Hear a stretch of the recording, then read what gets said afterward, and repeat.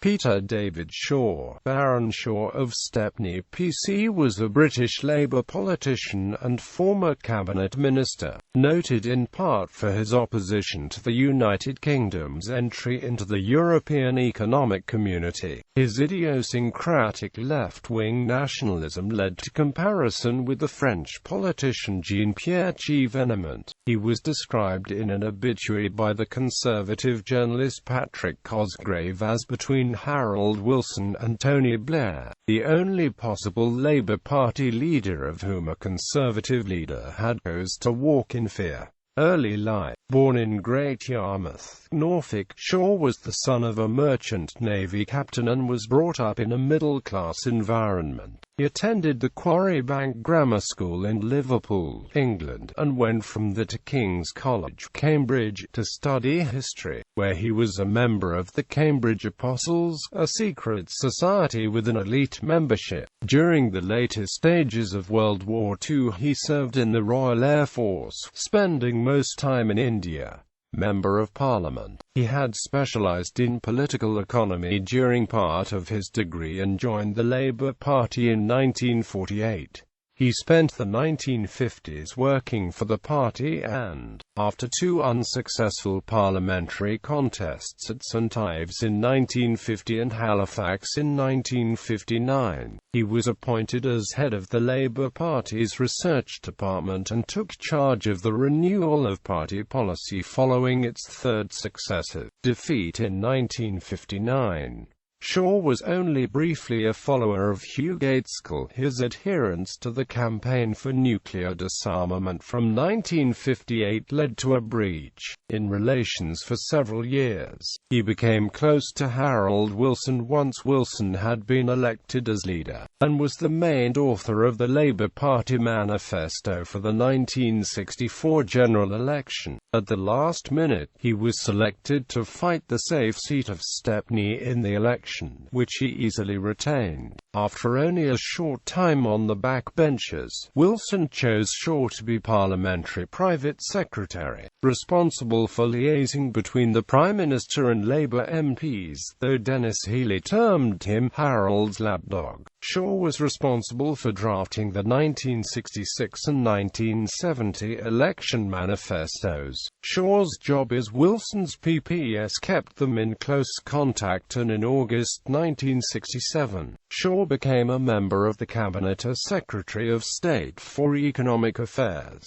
In government, this department had been created by Wilson to undertake long-term planning of the economy. Shore declared immediately his belief in state-controlled economic planning, together with the regulation of prices and wages. Early in 1968, the responsibility for prices and incomes was transferred to another department. The Treasury had never approved of the creation of the Department for Economic Affairs and began reasserting its influence, depriving it of any significant power. The department was wound up in October 1969.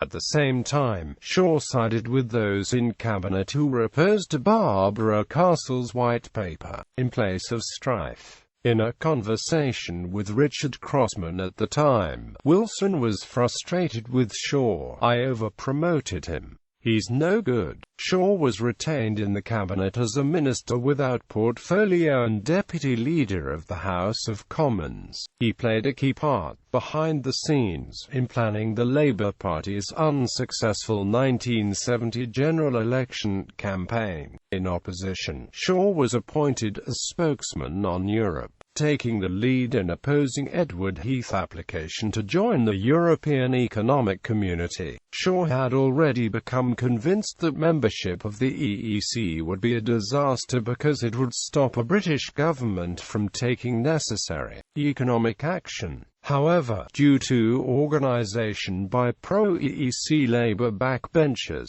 Heath was able to steer his policy successfully through Parliament. EEC. When Wilson returned to government in 1974, Shore was appointed as Secretary of State for Trade. His term in office was dominated by the renegotiation of the terms of British membership of the EEC, a pledge contained in the Labour manifesto as a preparation for a national referendum on membership. This compromise had reunited the Labour Party on the issue. Shaw participated in the discussions without believing that any new terms would be acceptable, and during the referendum he joined with other anti-EEC politicians in opposing membership. The results of the 1975 referendum, giving a 2-to-1 majority in favour of remaining members, damaged Shaw along with the other dissenting ministers. His inclination to support an autarkic economy ruled him out of consideration as a new Chancellor of the Exchequer, but Shaw was moved to Secretary of State for the Environment by new Prime Minister James Callaghan in 1976. This move was a promotion but involved him in considerable political controversy. He called on local authorities to cut spending and waste, and criticized the trade unions representing local authority staff for failure to support modernization. Shaw also launched a campaign to revitalize the inner cities of Britain.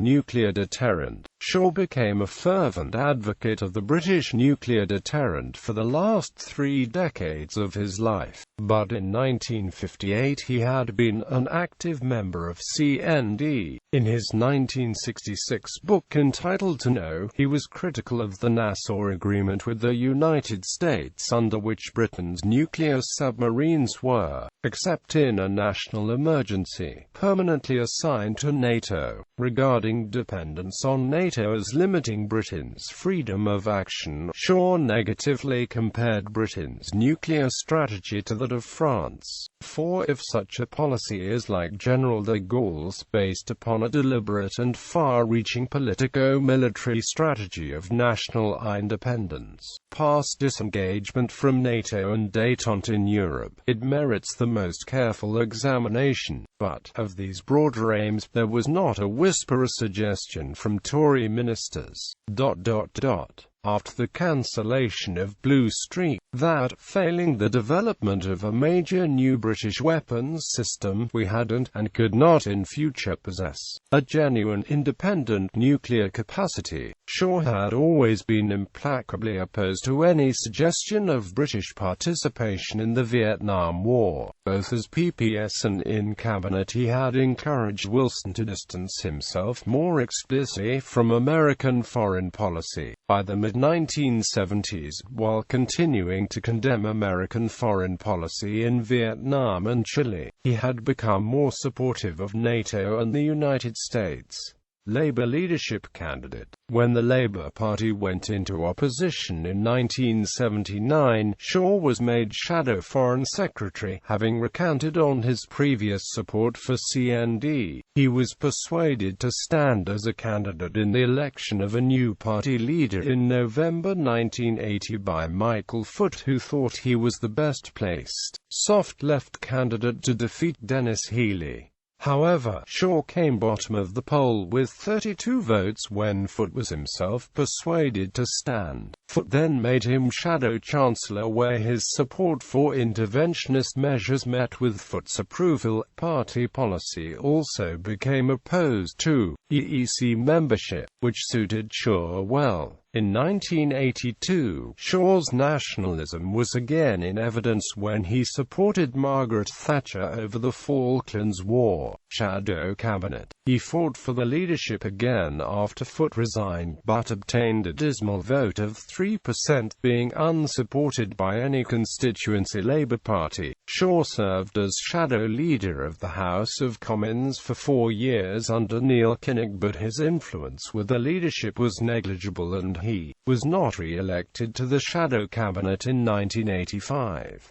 He stood down from the front bench in 1987 and thereafter served on the Foreign Affairs Select Committee, devoting himself to European Union questions. Tony Blair selected him as a senior Labour statesman as his nominee for the Committee on Standards in Public Life when it was set up in 1994. Backbenchers, retirement and death. After several attempts in his constituency party to deselect him, he finally stood down from the House of Commons at the 1997 general election, and in the dissolution honours he was made later life PA being created Baron Shore of Stepney.His Stepney in the London Borough of Tower Hamlets on 5 June 1997. His book Separate Ways advocated a multi-speed Europe, with some countries as merely associate members, so as to allow the centre to forge a political union at its own pace. He died in 2001, aged 77. Bibliography. Entitled to No. McGibbon and Amp. Key ISBN 978-02616-31328. Europe, The Way Back, Fabian Society, Leading the Left, Weidenfeld and Amp. Nicholson ISBN 978-02978-1096-4. Separate Ways, Duckworth ISBN 978-07156-2972-7. Archives. Catalogue of the Shore Papers at the Archives Division of the London School of Economics.